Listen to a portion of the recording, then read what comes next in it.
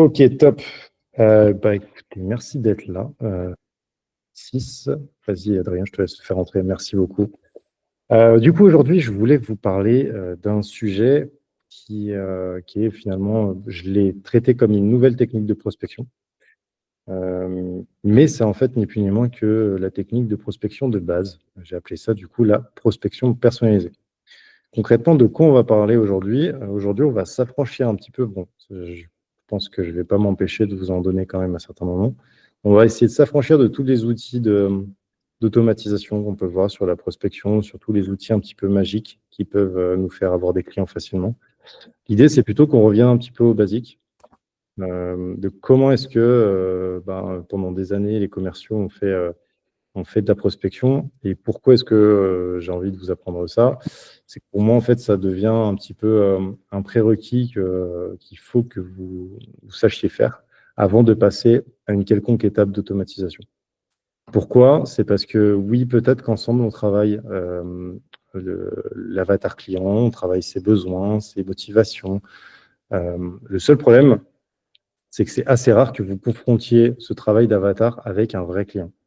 Ce qui fait qu'on reste malgré tout assez souvent, même si on travaille un petit peu ces avatars avec l'IA, on reste souvent sur des « je pense qu'il aime bien ça, je pense qu'il est motivé par ça ». Et le problème, c'est que quand on confronte ça, si on va tout de suite faire des messages de prospection en rapport avec cet avatar client et qu'on se met à l'automatiser et à envoyer à des centaines de personnes, le problème, c'est que peut-être qu'on n'envoie pas le bon message. Donc l'idée, c'est dans cette prospection personnalisée, c'est plutôt de prendre un peu de temps, d'aller chercher les profils un par un, de prendre le temps de les étudier un petit peu avant de lancer quoi que ce soit.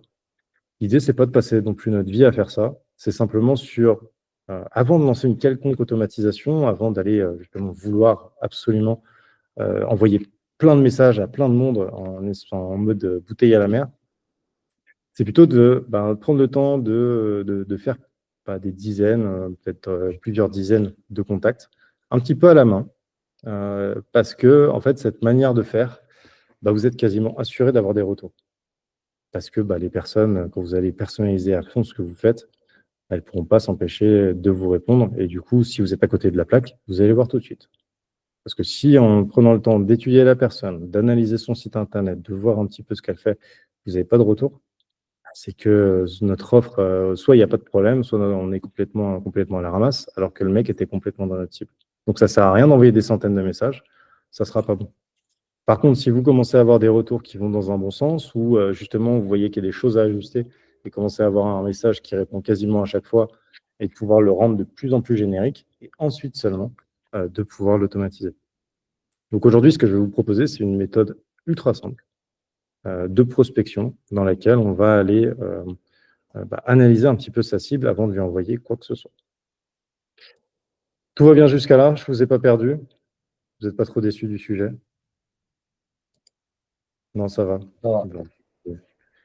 Tant mieux. Parce que on est malgré tout sur un...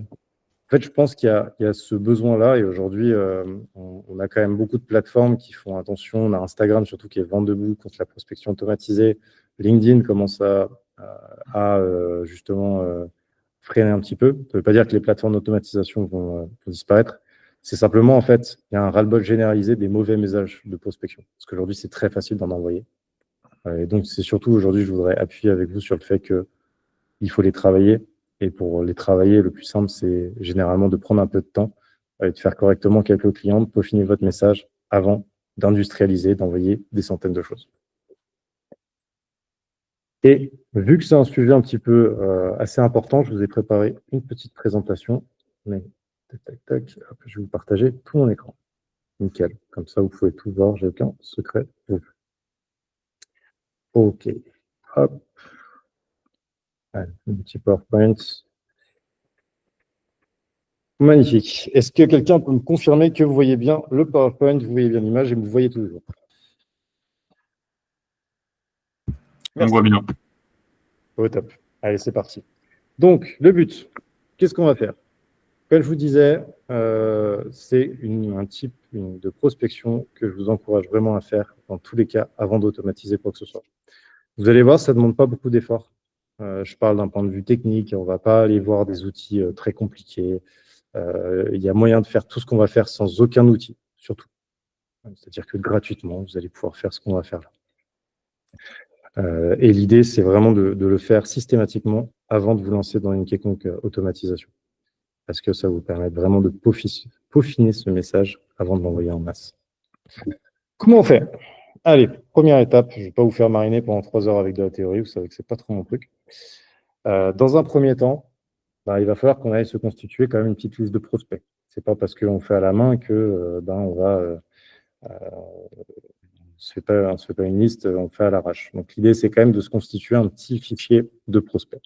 Pour ça, vous avez plein de sources à votre disposition. Mais je vais vous citer les principales et celles que j'utilise moi dans toutes les campagnes de prospection personnalisées que je peux faire. Oui, j'en fais. Ce type même si derrière, je mets un petit peu d'automatisation généralement, mais ça m'arrive de faire de la prospection personnalisée. La première source, vous la connaissez très bien, c'est LinkedIn. C'est là où vous allez pouvoir aller chercher le plus de profils. Donc là, l'idée, ce n'est pas de commencer à faire des recherches, de les importer dans un autre outil, simplement de faire les recherches comme vous les faisiez, soit directement dans la recherche LinkedIn, soit si vous avez l'abonnement directement sur LinkedIn Sales Navigator. Si votre cible, elle est sur LinkedIn, c'est très pertinent d'utiliser LinkedIn pour aller la chercher. Si vous visez tous les directeurs marketing, il n'y a rien de mieux qu'un bon vieux LinkedIn pour aller les identifier. Ils sont tous présents là-dessus. Aujourd'hui, alors j'ai oublié de vous dire un truc en intro, c'est qu'aujourd'hui, pour l'exemple, c'est pour ça que j'ai souhaité que Christophe soit là, Christophe avec nous, c'est qu'on se posait pas mal de questions justement sur comment est-ce qu'on pourrait aller chercher des architectes à Nantes pour leur proposer une prestation de photos. Le problème, c'est que les architectes à Nantes, il n'y en a pas 500.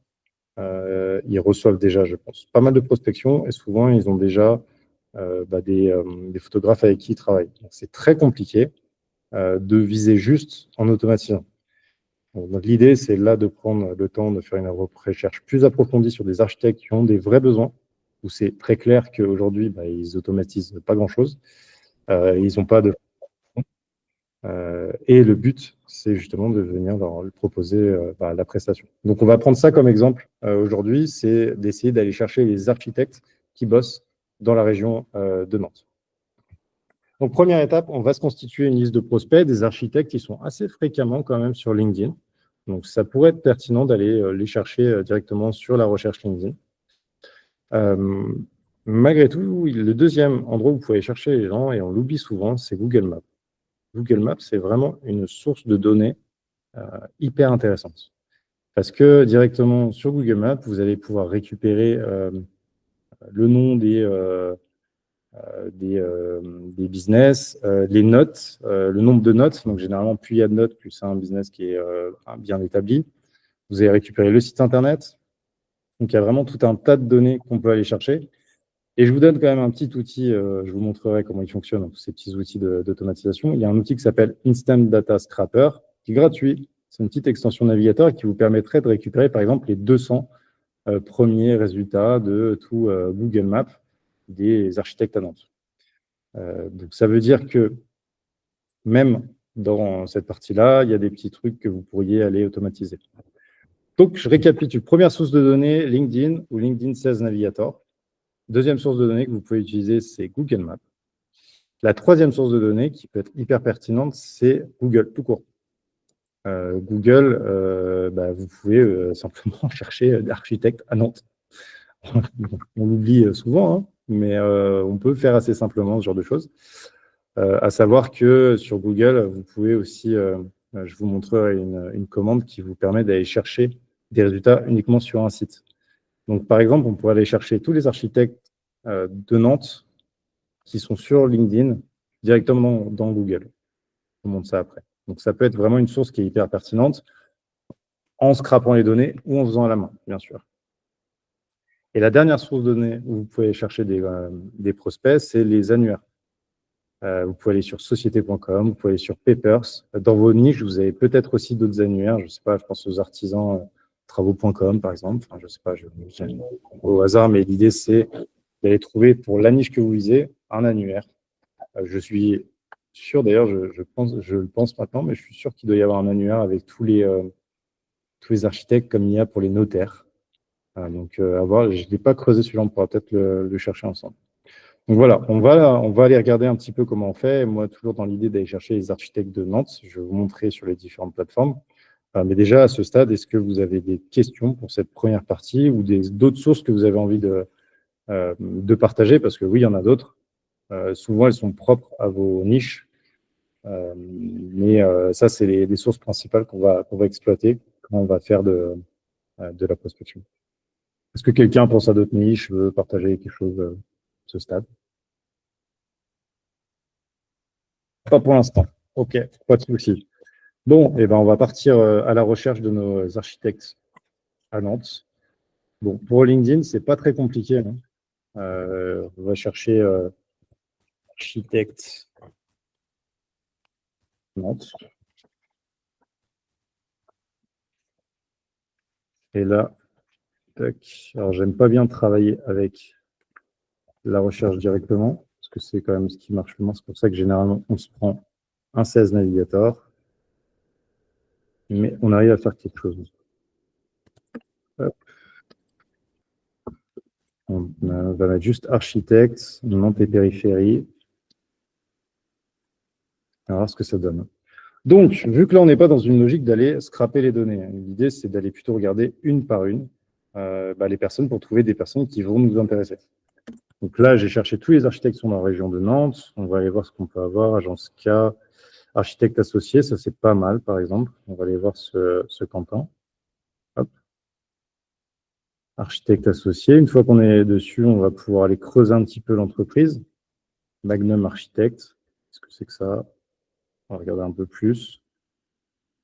On va sur leur fiche. Là-dessus, on va pouvoir récupérer leur site internet. On peut vraiment commencer à faire une recherche assez approfondie sur les personnes et de voir si c'est des personnes qui sont dans notre cible. À savoir que Christophe donc, vend de la photo d'architecture. Là, on est quand même sur une entreprise où je suis en train de voir les posts qu'il a fait. On voit qu'il y a quand même des photos assez propres. Alors là, Christophe, c'est à toi de me dire si les photos sont claquées au sol ou pas. Et en fait, c'est à ce moment-là où tu te rends compte s'il y a un intérêt ou pas de travailler avec ces personnes. Si tu vois que les photos sont déjà bien faites, qu'il y a déjà quelque chose de travaillé, ça ne sert à rien que je m'éternise sur ce contact. Il n'y a absolument pas de besoin identifié chez eux. Donc, ça ne sert à rien que je continue ma recherche auprès d'eux. Donc, je passerai à quelqu'un d'autre pour aller voir un peu plus en détail qu'est-ce qu'ils proposent, regarder s'ils font des photos. Là, on voit que c'est peut-être un petit peu moins sympa ce qu'il fait. Hein. Voilà, c'est un petit peu plus amateur peut-être. Des plantes, En fait, c'est pas des photos. Hein. De quoi, c'est pas des photos? Non, non, c'est sur SketchUp, en fait. C'est des trucs, c'est du virtuel, en fait. C'est pas des photos réelles. Ouais. Donc, s'ils font pas, donc si tu décernes un besoin, ça veut dire qu'il peut potentiellement être non passible. Donc, lui, par exemple, Brûle, architecte et associé. Hop, on va aller voir qu'est-ce qu'ils font. Donc, ils sont Quimper, Rennes et machin. Qu'est-ce que la localisation te va? Ensuite, on regarde un petit peu. Il y a des photos de chantier alimentées. Et l'idée, c'est après d'aller voir sur leur site internet. Hop, comment ça se passe de ce côté-là. Est-ce qu'ils ont beaucoup de photos? Est-ce qu'on voit les derniers Donc là, c'est ce que tu me dis, c'est pas des photos, c'est juste des plans 3D. Donc peut-être que tu vois, il y a justement un intérêt à aller voir avec eux sur leur faire aussi une partie photographie. Donc, tout ça pour dire que le premier moyen de chercher, c'est tout simplement de se balader sur LinkedIn, d'aller de profil en profil et justement de détecter des personnes pertinentes. La deuxième partie, c'est 16 Navigator. Donc, c'est faire exactement le même travail, mais finalement directement dans 16 Navigator. Pourquoi? Parce que on a plus de filtres, c'est un peu plus facile de trouver des personnes. Je ne vais pas passer trop de temps sur comment utiliser 16 Navigator, parce qu'on voit beaucoup déjà dans la partie qui est dédiée à 16 Navigator, comment fonctionnent les filtres. Mais concrètement, c'est faire exactement le même travail ici. On va filtrer les prospects. Hop, fonction, on va voir architecte. Pardon, en plus je fais n'importe quoi, c'est dans intitulé pour ça. Architecte. Hop. Et bien sûr, il faut mettre le lieu. Tac. Géographique, Nantes et périphérie. Hop. Et là, du coup, on peut faire exactement le même travail. On voit qu'il y en a 925 personnes. On va aller voir, est-ce qu'on a des personnes qui nous intéressent là-dedans. Donc, c'est vrai que c'est plus facile de le faire sur 16 Navigator, mais bon, vous savez, je pense que 16 Navigator, c'est un outil très cher. Donc, vous avez vu que j'ai fait quasiment la même chose directement sur LinkedIn. Donc, ça, c'est les premières sources de données. La deuxième source de données, c'est Google Maps. Google Maps que on a l'habitude de négliger un petit peu. Tac, tac, tac. Nantes. OK. On est à Nantes et maintenant on va chercher architecte.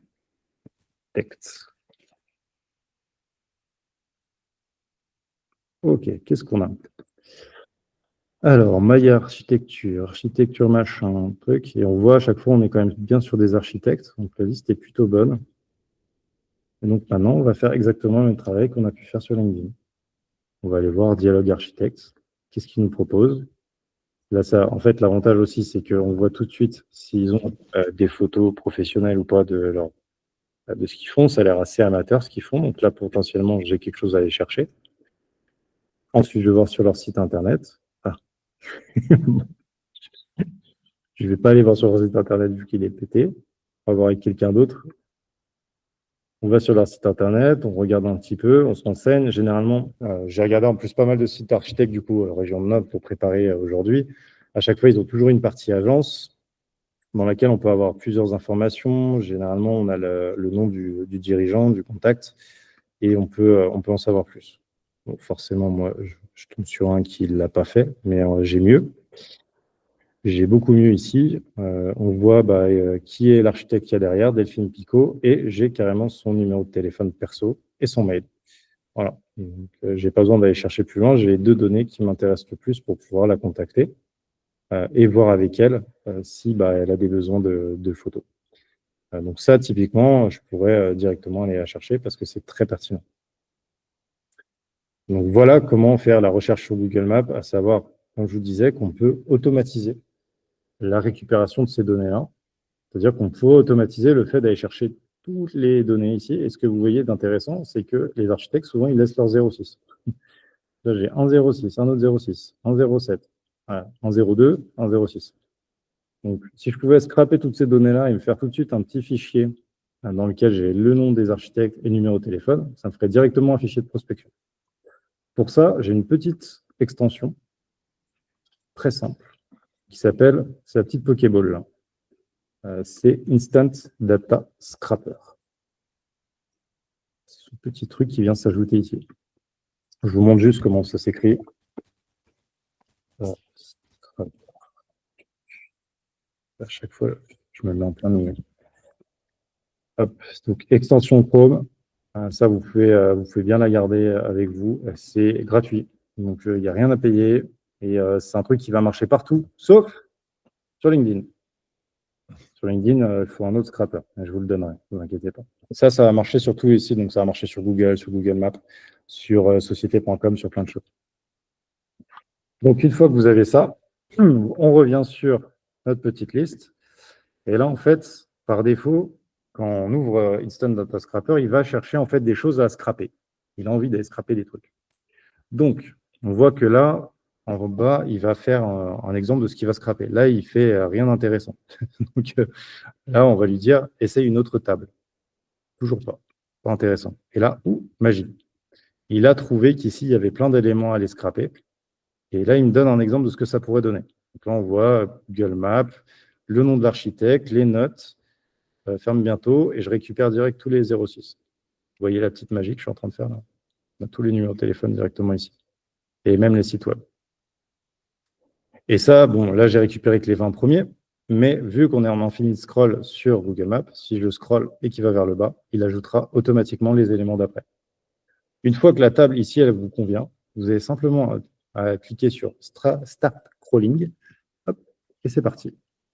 Il va continuer à scroller. Et là, vu qu'on est dans la région de Nantes, il va se focaliser sur tous les architectes qu'on a dans cette région. Et moi, je vais tout de suite avoir un fichier de prospection nickel que je vais pouvoir exploiter dans la foulée. Donc oui, je fais donc je vais quand même prendre le temps après de les regarder un par un, de faire des petits tris en fonction des informations que je vois. Mais au moins, je ne m'embête pas à travailler sur Google Maps. J'ai mon petit fichier de prospection. Et là, il est toujours en train de scraper. Vous voyez, je suis déjà à 102 de scraper. Pour ce qui ne va pas tarder à s'arrêter. Je crois que ça fait environ 150, un peu plus. Est-ce que je l'arrête? Non, c'est bon. C'est bon. Il s'est arrêté. Donc là, j'en ai récupéré 123. On les voit tous ici. Hop. Avec les numéros de téléphone à chaque fois. Donc il y a des 02 dans le lot, mais j'ai un maximum d'infos. Et j'ai plus qu'à le télécharger en fichier Excel. Et voilà. C'est sur mon ordi. Voilà. Ça, c'était plutôt facile. Voilà. Donc ça, c'était pour vous montrer comment récupérer. On oublie souvent Google Maps, mais c'est un des meilleurs moyens d'aller chercher ces livres. Ça ne veut pas dire que notre recherche elle va s'arrêter là et qu'on va les appeler tout de suite. C'est simplement là, on s'est fait un fichier de prospection hyper facilement, un fichier sur lequel on va pouvoir travailler. Et du coup, ce que je vous propose, c'est que maintenant, on passe à la deuxième partie. Tac, j'ai trop de trucs ouverts. C'est justement de se constituer un fichier de prospection. Donc, vous avez de la chance, j'ai travaillé un petit peu tout ça et je vous ai préparé un petit fichier que vous pourriez récupérer. Je vous le mettrai aussi dans la conversation WhatsApp. C'est un fichier d'exemple que vous allez pouvoir exploiter. Il n'y a pas besoin de faire un truc de fou. Vous n'avez pas besoin d'avoir un CRM. Vous n'avez pas besoin d'avoir un outil dans lequel vous gérez vos leads. Vous pouvez faire ça sur un Google Form, enfin sur un Google Spreadsheet. C'est gratuit, c'est hyper simple. Et le fichier que vous avez vu qu'on a exporté, je pourrais venir l'importer ici. Et l'intérêt ici, c'est de venir les regarder un par un pour voir les données qui nous manquent, les données qu'on peut aller chercher, et surtout de travailler un petit message d'accroche ou un script d'accroche par téléphone. Donc, qu'est-ce qu'on va faire? C'est que soit vous importez directement le fichier qu'on a vu, soit vous allez faire le travail. Moi, j'ai fait le travail plutôt d'aller voir directement sur LinkedIn des personnes avec qui je pouvais potentiellement travailler. Et je vais vous montrer les exemples. Donc, j'ai récupéré les entreprises, les noms, les prénoms et leurs postes. Ça, c'est facile. Aucun problème. Vous pouvez essayer des informations que vous récupérez facilement. Ensuite, on a l'email et le téléphone. Là, je vous en parlerai, c'est la partie d'après, c'est que on ne les aura pas forcément au premier abord. Parce que sur LinkedIn, les numéros de téléphone et les emails, ils sont rarement en clair. C'est des données qu'on va devoir aller chercher, enrichir. Donc, soit on a de la chance, on arrive à les trouver par les moyens qu'on vient de voir sur Google Maps parce que elles sont visibles, soit vous allez les trouver en allant sur leur site internet, en allant chercher. Par exemple, l'architecte que j'ai trouvé, Gao Architecte Philippe, ici, sur son site internet, j'ai trouvé, comme celle qu'on vient de voir, son email et son numéro de téléphone. Donc, je n'ai pas besoin d'aller payer des outils d'enrichissement ou essayer de trouver. Alors, les outils d'enrichissement, c'est des outils qui vous permettent, en allant sur LinkedIn de quelqu'un, en payant, de trouver leur numéro de téléphone ou leur email. Petite parenthèse. Je vous montrerai comment on fait. Mais les trois quarts du temps, la moitié du temps, c'est des informations qu'on peut trouver en allant rechercher dans le LinkedIn. Instagram, s'il y a. Sur les architectes, je n'ai pas toujours trouvé des Instagram. Sur leur site web, vous pouvez avoir aussi ces informations-là. Donc, une fois que j'ai récupéré déjà toutes ces choses-là, je vais commencer un petit peu mes recherches. En gros, je vais chercher un point d'accroche avec eux. Je vais chercher un sujet de discussion. Parce que le problème, c'est que là, ce qu'on est en train de faire, c'est de la prospection à froid. C'est-à-dire qu'on arrive, on sort de nulle part et on va s'adresser à lui. Et il faut qu'on trouve un prétexte. Il faut qu'on ait une bonne raison de venir s'adresser à lui. Et pour ça, je vais vraiment faire mon travail de recherche. Donc là, je regarde les architectes Accens. Donc je vais aller regarder leurs derniers projets, je vais aller voir ce qu'ils font sur les posts qu'ils ont pu poster sur LinkedIn. Je vais regarder aussi, ils ont l'air de faire que du collectif, des immeubles collectifs, donc je vais m'intéresser à ça. Et je vais prendre un maximum d'infos. Ça ne sert à rien non plus d'y passer la matinée. Si vous payez ChatGPT pour info, vous pouvez demander à ChatGPT de faire ce qu'il appelle maintenant une recherche approfondie. Il va chercher sur Internet toutes les informations pour vous, si vous n'avez pas le temps de le faire. Mais on prend le temps d'étudier son prospect et de trouver des éléments pertinents à dire pour lui. L'idée, c'est pas de dire simplement « Ouais, j'adore votre dernier projet, le gymnase Labléry, il est vraiment magnifique, comment vous avez fait ?» L'idée, c'est plutôt de trouver quelque chose de plus malin, du type j'ai bien vu, je suis tombé justement par hasard sur votre dernier votre dernier projet gymnase, du coup, vous bossez avec des collectivités, vous faites comment avec eux? Vous avez carte blanche ou vous avez des contraintes? Ça, c'est un icebreaker un peu plus travaillé. Il était un peu long, par contre, mon icebreaker. Mais l'idée, c'est vraiment de trouver ce point d'accroche-là. Et attention, quand vous relisez-vous, est-ce que c'est des phrases que vous auriez pu dire à un moment ou à un autre? En gros, sinon, ça veut dire que ça sonne trop prospection. Mais surtout, voilà, est-ce que ça pue la vente ou alors on dirait quelqu'un qui s'intéresse vraiment à la personne qui vous contacte. Voilà. Pensez à ça. Il doit vraiment avoir ce sentiment que vous vous intéressez à lui. Si je reviens sur mon petit fichier, qu'est-ce que je fais si je n'ai pas son email, je n'ai pas son numéro de téléphone? J'ai juste, ce que vous allez avoir la plupart du temps, c'est un 02 ou un numéro de fixe, quoi. Vous avez la possibilité, comme je vous disais, d'utiliser les outils d'enrichissement. Comment ça marche ces bêtes-là? J'en ai deux à vous conseiller. C'est les deux plus répandus sur le marché. Pour le coup, là, c'est des outils qui peuvent coûter un peu d'argent. Donc, c'est pour ça qu'ils sont à manier avec attention. Et pourquoi est-ce que je vous en parle que maintenant? C'est que ça n'a aucun intérêt d'aller payer un email ou un numéro de téléphone si vous voyez que le prospect est bof, pas complètement dans votre cible. Par exemple, s'il avait des très belles photos, là, pour le coup, ce qu'il faisait, c'est pas trop mal. Donc, je ne sais pas si c'est une cible qui est pour toi, Christophe. Donc, je ne sais pas si ça vaut le coup de payer le contact. Si vous voyez quelqu'un qui est à 100% dans votre liste, parce que vous avez fait votre travail de recherche, vous avez trouvé un point d'accroche qui vaut quelque chose, l'idée maintenant, c'est de trouver un moyen de le contacter. Pour ça, je vais vous montrer sur cette personne. Hop. Vous allez pouvoir utiliser des outils d'enrichissement qu'on va voir ici. Moi, j'en ai deux. J'ai Casper, K-A-S-P-R, que vous pouvez utiliser. En fait, il vient se mettre comme une petite extension navigateur directement sur votre LinkedIn. Hop, on le voit ici, voilà, ça se met sur le petit rond là.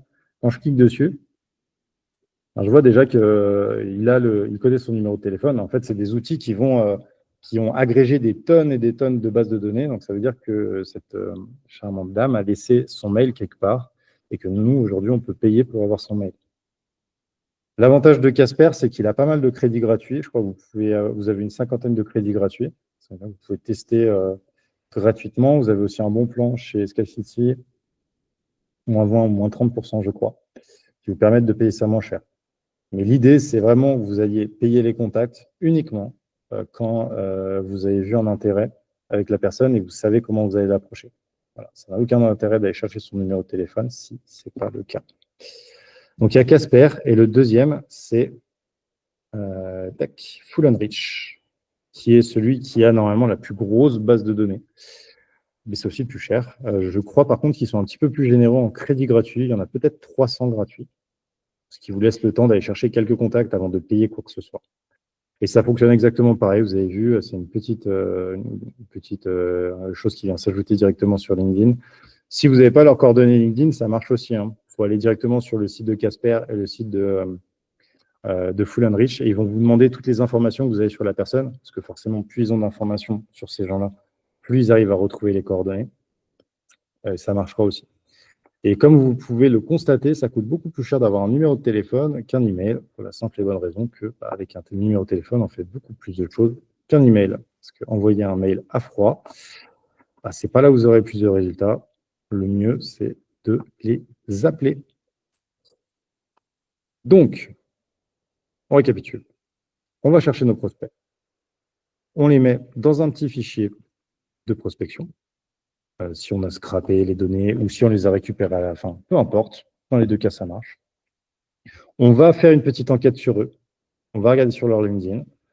On va essayer de voir s'ils ont des Instagram, des sites web, toutes les données qu'on peut avoir sur eux.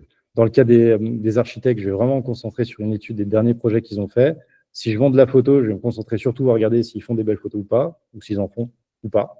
Parce que si je vois plein de belles photos, clairement, ça veut dire que c'est sûrement déjà, il y a déjà quelqu'un en prestation chez eux. Mais une fois que j'ai fait ça, je sais si c'est un bon prospect pour moi. Et si je sais que c'est un bon prospect pour moi, je vais voir si j'ai les moyens pour le contacter. Est-ce que j'ai déjà pu récupérer son mail ou son téléphone? Si ce n'est pas le cas, vous avez la solution des outils d'enrichissement de données. Une fois qu'on est là, c'est-à-dire qu'on a identifié un prospect qui nous va, qui est dans notre cible, et on a ses contacts, maintenant, il ne nous reste plus qu'à passer à la dernière étape, c'est qu'est-ce que je vais lui dire? Et qu'est-ce que je vais lui dire? C'est forcément le plus important, hein, on ne va pas se mentir. Hop, j'ai travaillé quelques petits exemples pour vous dans notre cas. Je vous repartage ça tout de suite. Donc, l'idée, c'est, au lieu de le faire au travers d'un outil de prospection automatisé, c'est de se préparer, en gros, qu'est-ce qu'on va lui dire en quelques étapes? Qu'est-ce que je vais lui dire en icebreaker, mon premier message? Qu'est-ce que je vais faire comme relance? Et qu'est-ce que je vais faire? Combien je vais en faire? Donc, moi, pour les architectes, j'ai préparé un petit icebreaker qui est assez proche de ce que je vous avais dit tout à l'heure. C'est Hello Jean-Yves, merci pour l'ajout.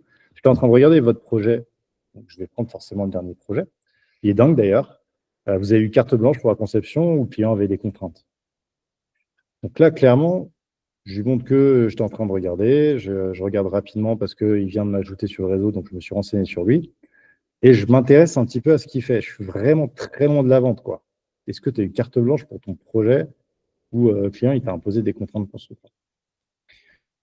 L'idée, vous avez vu, hein, toujours comme d'hab, hein, parce que je le dis toutes les semaines, une semaine sur deux, c'est d'ouvrir une conversation avec lui. C'est pas le moment de lui dire que je suis photographe, c'est pas le moment de lui dire que il a pas. Je pense qu'il pourrait.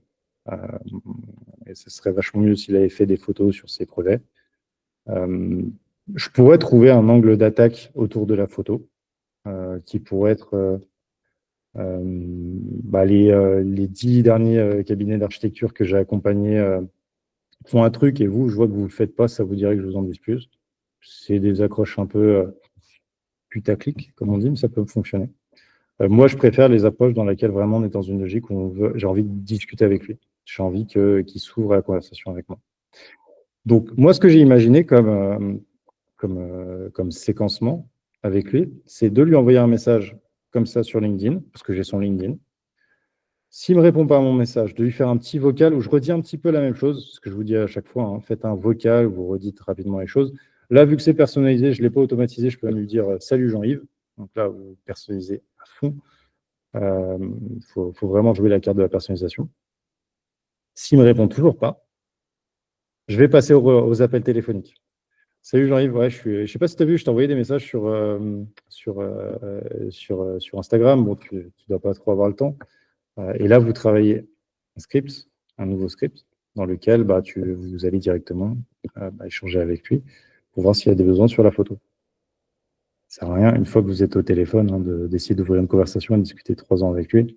L'idée, c'est d'aller un peu plus vite au but, une fois qu'on est au téléphone. Donc voilà, comment est-ce qu'on travaille en 4 étapes nos amis? Bien sûr que toutes ces étapes-là pourraient être automatisées, mais vous avez compris que le but, c'était de pousser l'analyse de vos prospects pour que tout ce qu'on est en train de regarder là, vous le fassiez prospect par prospect. Donc cette phase 4 de message ne doit jamais, au grand jamais, être la même pour tout le monde. Parce que c'est justement le but, c'est de tester jusqu'à ce que vous ayez des réponses, que vous ayez identifié qu'est-ce qui passe pas. Donc ça vous permet, au lieu de perdre 100 contacts parce que vous avez envoyé 100 fois le même message, ça va vraiment vous permettre de faire des tests et de voir là où ils répondent, là où ils ne répondent pas. Sûrement que mon approche là que je vous propose, elle est vraiment pourrie, elle ne va pas marcher. C'est pas grave, dès le deuxième prospect, je vais en tester une autre. Et c'est ça qui est important. Et une fois que c'est bien ficelé, une fois que vous avez trouvé quelque chose qui fonctionne, là seulement, vous pouvez retourner sur le module d'automatisation et automatiser tout ça. Mais ces étapes, elles sont super importantes de faire dans cet ordre. C'est super important et maintenant, je vais vraiment encourager toutes les personnes que j'accompagne à passer par là avant d'automatiser quoi que ce soit. Le dernier point qui est important quand même, je ne vous ai pas parlé d'IA, mais dans toutes les étapes, vous pouvez l'utiliser. C'est-à-dire, vous pouvez l'utiliser pour qu'il vous aide à trouver des typologies de prospects. Vous pouvez l'utiliser pour qu'il vous aide à faire les bons filtres dans LinkedIn. Quand je vous dis l'IA, je vous parle de ChatGPT, bien sûr. Vous pouvez lui demander d'analyser les sites Internet et les informations sur une boîte définie. Il fasse tout ce travail de recherche. Il ne fera pas aussi bien que vous, mais il le fera. Vous pouvez lui demander de faire cette séquence de messages personnalisés en fonction de toutes les informations que vous avez récupérées sur le prospect. Attention, comme d'habitude, c'est à vous de réécrire derrière. Parce que les messages de ChatGPT, encore une fois, j'ai jamais vu un icebreaker parfait fait par ChatGPT. Vous devez toujours repartir derrière. Même si vous avez une très bonne idée, vous devez la retravailler. Pourquoi? Parce que ça doit être avec vos mots. Ça doit être votre façon de parler et vous devez être à l'aise avec ce qui est écrit. Et honnêtement, moi, c'est jamais arrivé que je ne retouche pas un message de ChatGPT pour de la prospection. Donc, super important. Pour autant, ça ne vous empêche pas d'utiliser à chacune des étapes. Il vous fera gagner beaucoup de temps et ça vous permettra d'aller plus vite. Voilà. Il ne vous reste plus qu'à lancer vos campagnes maintenant. Bon, j'espère que c'était clair en tout cas, ce sujet-là. Maintenant, j'espère que vous avez surtout des questions à me poser par rapport à ce que... Je voulais te demander, Damien, par rapport aux différents tests que tu peux faire en icebreaker, est-ce que tu as je suppose que tu n'as pas de méthode miracle, tu vois, mais est-ce que tu as un petit truc qui te permet de balayer des messages d'approche différents et de les tester, tu vois, les uns après les autres? Ouais, parce que, enfin, je vais pas vous mentir, moi, je pense pas être là une personne qui est très créative du tout. Donc, pour moi, c'est vraiment hyper compliqué de faire des icebreakers. Et c'est là où vraiment ChatGPT, il a toute son importance, en fait. Parce que, quand je vous dis, le premier message, il va pas être bon, mais là où ChatGPT va être très bon, c'est justement dans ce niveau de créativité. Pour tous ceux qui payent ChatGPT, je vous encourage vraiment à vous mettre en version 4.5. Pour tout ce qui est recherche, créativité, brainstorming, il est vraiment très, très bon. Et du coup, qu'est-ce faire? Comment je fais aujourd'hui? Et je fais ça maintenant, à chaque fois. Je lui explique mon sujet, je lui donne tous les inputs. Donc vraiment ce que je vous ai dit. Si j'ai fait un travail de recherche, je vais lui donner toutes ces informations-là. Je lui dis, maintenant, je veux faire ma séquence de prospection et je veux qu'on travaille mon icebreaker. Par contre, je te préviens, mon chat GPT, je veux pas que ça soit bullshit, je veux que ça fasse très naturel, je veux que ça soit comme si c'était moi qui parlais. Et je te dirai de toute façon si c'est de la merde. Je ne vais pas te mentir, la première fois, c'est toujours pourri. Et c'est là où tu vas commencer ton itération avec lui. Tu veux dire non, c'était pas assez créatif. Propose-moi des approches beaucoup plus créatives, beaucoup plus naturelles. Et quand on a vu une vingtaine, dans le lot, il y en a toujours une ou deux de bonnes. Mais jamais la première. En tout cas, ça ne m'est pas encore arrivé. Si, ça m'est arrivé, mais parce que j'avais surentraîné et j'avais fait d'autres trucs de prospection avant. Mais en fait, ce qu'il faut vraiment vous dire, c'est que la première intention, le premier truc qui va vous sortir, il sera sûrement pété. C'est quasiment sûr. Par contre, dans les 20 idées qui vont vous sortir après, parce que vous dites qu'il faut être créatif, il faut que ça soit naturel, il ne faut pas que ça fasse prospection, il faut que vous vous intéressiez, que tu t'intéresses vraiment au mec qu'on va contacter, c'est là où il va te sortir des pépites. Et ça, les propositions qu'il va te faire, plus ton cerveau, toi, ta connaissance de tes clients, c'est là où tu vas pouvoir avoir les meilleures approches de prospection. Et de toute façon, tu le vois, quand tu relisais le truc à voix haute, tu vois tout de suite si ça fait prospection ou pas.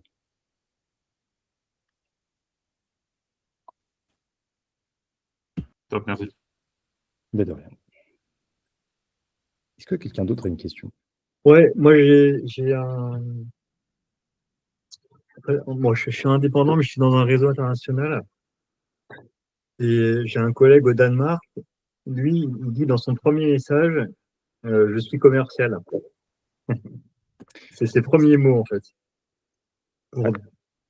Justement, pour être franc. Et alors derrière, il enchaîne avec ce que tu dis, mais il va pas cacher qu'il fait de la prospection, et au contraire, il va le mettre en avant pour. C'est une approche. Il y en a qui le font. Je ne sais pas si ça marcherait. Mais... En fait, tu as eu une espèce de mode, des approches, justement, en mode pas de chichi, j'ai ça à vendre, est-ce que ça t'intéresse? Ça s'essaye. Mais je pense que ça va dépendre des cibles. Il y a des cibles qui seront plus réceptives que d'autres. J'imagine que des gens, si tu vas vers des directeurs, des choses comme ça, où justement ils n'ont vraiment pas de temps à perdre, ils n'en ont pas de données de toute façon, c'est pas mal ce type d'approche. Sur des autres. En fait, le problème de cette approche-là, c'est que tu dois tomber au bon moment. Parce que si ce que tu as à vendre, le mec, on n'a pas besoin maintenant, tout ce que tu as fait a servi à rien. Alors que si tu es dans une logique, donc plutôt que ce dont je parle aujourd'hui, qui est d'ouvrir une conversation avec la personne, commencer à réfléchir un petit peu plus avec elle, tu peux travailler un peu plus le besoin et tu as plus de chances de signer si tu n'es pas exactement dans le bon timing. Alors que là, avec une approche en mode je fais de l'acquisition, est-ce que tu as besoin d'acquisition? Bah, si il n'a pas besoin aujourd'hui, bon, bah, next. Donc, je ne te dis pas que c'est une mauvaise approche, c'est un parti pris, c'est pas le mien, mais ça ne vous empêche pas de tester sur vos clients. Ok. Mais comme je vous dis, hein, en faisant ce type de prospection, c'est typiquement le genre d'approche que vous pouvez tenter sur une ou deux personnes. Et de toute façon, comme vous voyez dans la liste, les typologies, vous les voyez tout de suite, c'est à peu près tous les mêmes, donc vous allez tout de suite voir dès qu'il y a un message qui marche plus qu'un autre. Le jour où vous posez la bonne question, de toute façon, ça va tout de suite se voir et vous allez tout de suite avoir plus de réponses.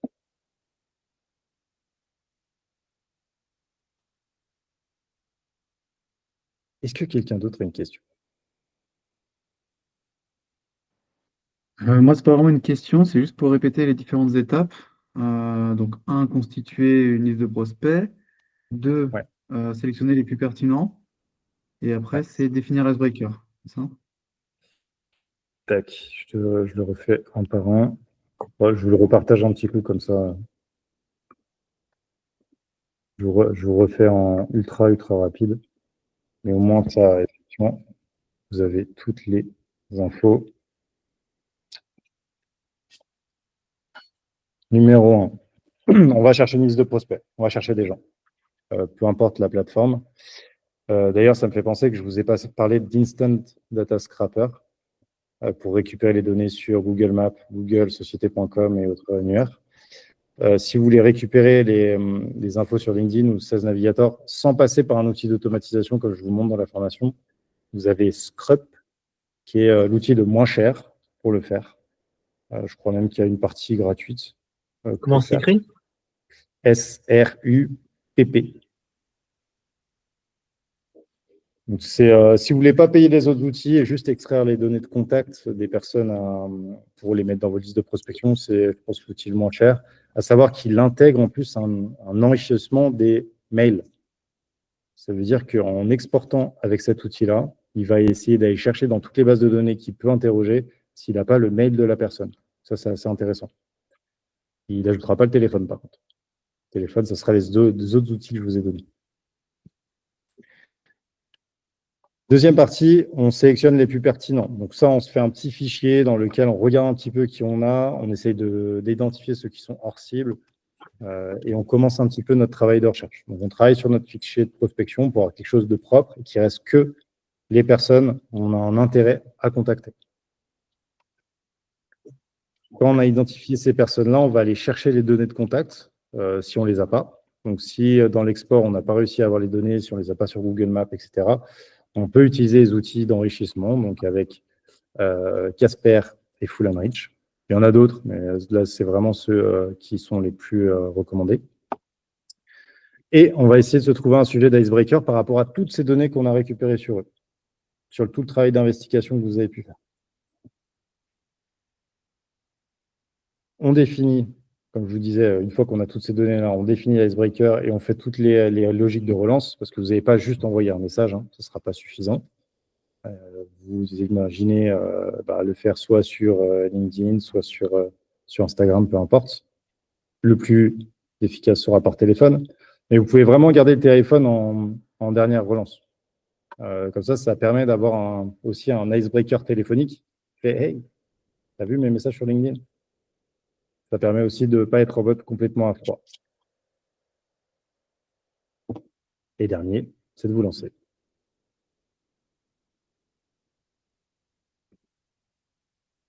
Merci. Hop là. J'espère que ça répondait à ta question. Enfin, Yes. c'est top.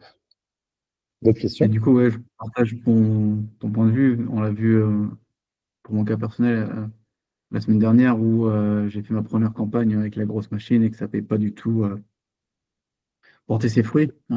Très peu de retours parce que pour différentes pour soit Ouais, c'est ça, en fait. l'audience ou même l'icebreaker qui était peut-être pas bon, hein. Mais je pense que passer par cette prospection pour trouver justement le message qui va toucher ta cible, c'est peut-être la première étape nécessaire pour ensuite passer en mode automatisation. En fait, c'est justement à force de lancer trop de campagnes. En fait, le problème, c'est qu'on, comme je vous ai dit, c'est qu'on grille des cartes. Et je me suis rendu compte que justement, faire le bon icebreaker, c'est très exigeant. Et au lieu de perdre des contacts parce qu'on envoie 100 fois un mauvais icebreaker, c'est mieux qu'on puisse le faire que sur un petit échantillonnage et vraiment qu'on mette les choses dans l'ordre. On va travailler cette prospection personnalisée et ensuite, si ça fonctionne, une fois que c'est bien ficelé, alors seulement on automatise. Mais c'est bien de le faire, ces différentes étapes comme ça. Donc, ouais, dans ton cas, ce serait cool qu'on passe par ça. Moi, j'avais une question, mais du coup, pour continuer le sujet, on considère que la prospection personnalisée est bien ficelée ou réussie à partir du moment où c'est signé ou à partir du moment où on arrive quand même à avoir un échange intéressant avec le prospect. Parce que peut-être que l'approche, tout ça est bonne sans forcément que ça signe derrière. Bon, le but, c'est pas d'aller rediscuter avec la France entière. Hein. C'est d'aller signer les devis. Hein. C'est vraiment là où on voit que ça réussit ou pas. Parce qu'effectivement, on peut trouver des sujets sur lesquels on fait réagir, mais on n'en vend rien derrière. C'est important ce que tu dis. Effectivement, il faut quand même l'objectif qu'on a derrière, c'est d'aller signer nos contrats. Donc, si l'icebreaker est super, on ouvre des conversations, mais on n'arrive rien à signer, c'est sûrement qu'on a un petit problème de cible ou qu'on va pas voir les bonnes personnes. Donc, le problème, après, c'est pas forcément la technique d'approche qui sera pas bonne. Hein. C'est peut-être la cible par rapport à notre offre. Donc, point. Mais normalement, en tout cas, on met toutes les chances de notre côté quand on fait de la personnalisation comme ça. Okay. Ouais, Christophe? Donc là, je suis en train de tester en fait par rapport à Google Maps et puis ton extension. J'y arrive pas. Ça marche. Je sais, j'ai un truc que je comprends pas. Bon, on regardera ensemble. Ouais, tu prends rendez-vous pour voir ça plus tard. Ouais. C'est quand vous utilisez Instant Data Scraper, il faut bien cliquer sur le bouton Try Another Table. Il va chercher des tables sur la page jusqu'à avoir le truc en dessous qui s'affiche correctement et ce que vous voulez extraire. Ouais. On regardera ensemble. Il faut cliquer 2 fois. Là, il s'est passé quelque chose là. C'est bon signe. Ouais, c'est mieux là. Ok, là, j'y suis là. Ok, c'est bon, c'est bon. Ok. C'est bon, j'y Mais suis. normalement, c'est l'outil le plus simple parce que justement, il n'y a pas besoin de prendre truc par truc, d'aller dans le code ou regarder comment ça marche. Tu cliques sur Try Another Table tant que tu n'as pas les bons résultats en dessous. Une fois que tu as le bon résultat, il faut que tu regardes si c'est en infinite scroll. Ça vous parle, ça, infinite scroll? Ouais. Le truc qui Et comment scrolle on met jusqu'à infinite scroll?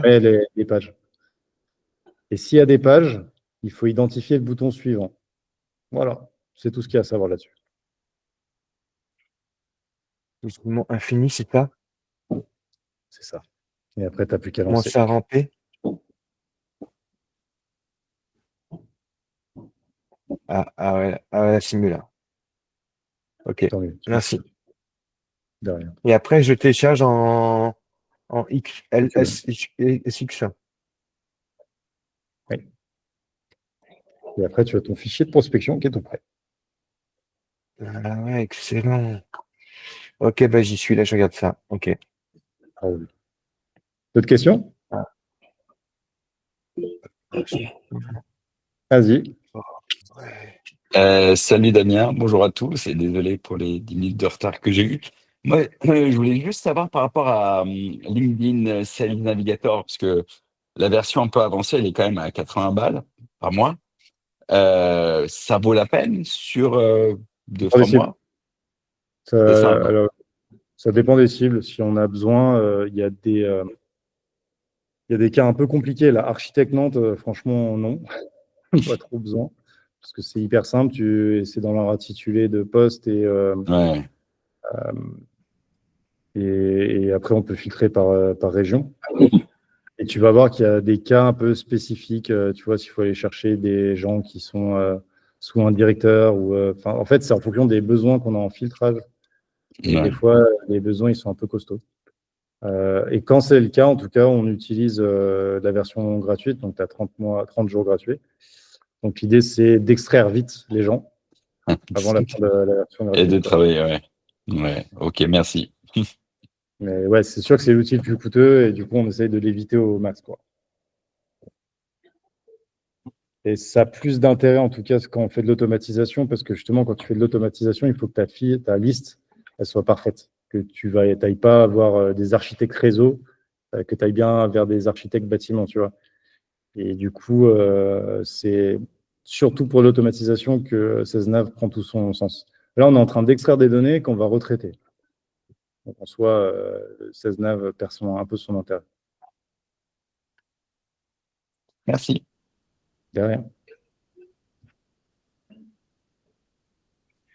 Eh bien, cool. Merci beaucoup, en tout cas, pour votre participation.